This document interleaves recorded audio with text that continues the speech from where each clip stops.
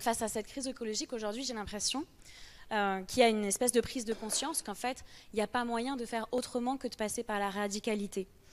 Radicalité pour changer notre rapport au vivant, radicalité pour mettre fin à une politique qui est une politique de la terre brûlée. Ce que je vois sur le terrain en tant que juriste au quotidien dans mon travail, face à l'échec du droit, il y a une résistance du terrain, mais aussi d'autres luttes où le droit devient vraiment un outil de réflexion pour aller en justice.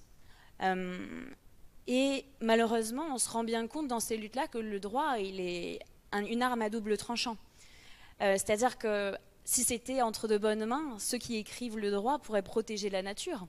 Sauf qu'on se rend compte que finalement, le droit aujourd'hui, il est biaisé parce qu'il sert d'outil plus pour protéger l'intérêt général, plus pour protéger le peuple, l'intégrité du territoire dans lequel on habite, mais pour protéger des intérêts privés, de grandes entreprises, et pour protéger le profit de ces personnes-là.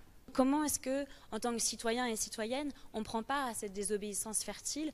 Comment on fait acte de résistance? Comment on reconstruit une démocratie par et pour les vivants? Alors, si ce message, justement, il vous inspire aussi et qui vous donne de l'espoir, eh bien sachez que justement vous n'êtes pas seul. C'est en train d'arriver partout dans le monde, et notamment en France.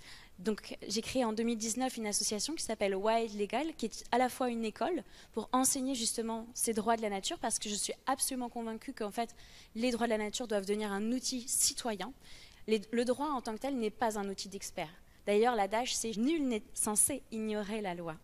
Donc le droit doit être pensé justement pour aider les citoyens à la fois à obtenir justice et à lutter lorsque c'est nécessaire pour leurs droits. Et bien là, on est dans une situation où le réchauffement climatique et le bouleversement de nos écosystèmes menacent notre droit à la vie, notre droit à la santé, notre droit à l'intégrité physique, et demain, celle aussi de tous les écosystèmes dont nous sommes entièrement dépendants. Et donc il s'agit vraiment de prendre complètement en main ce droit, d'où l'objectif de l'association, de vraiment former les citoyens à ces outils pour que ça devienne un outil concret de mobilisation et de lutte. Notre ambition, c'est de se dire, voilà, si on est plein de petites rivières, c'est sûr qu'un jour ça fera un fleuve.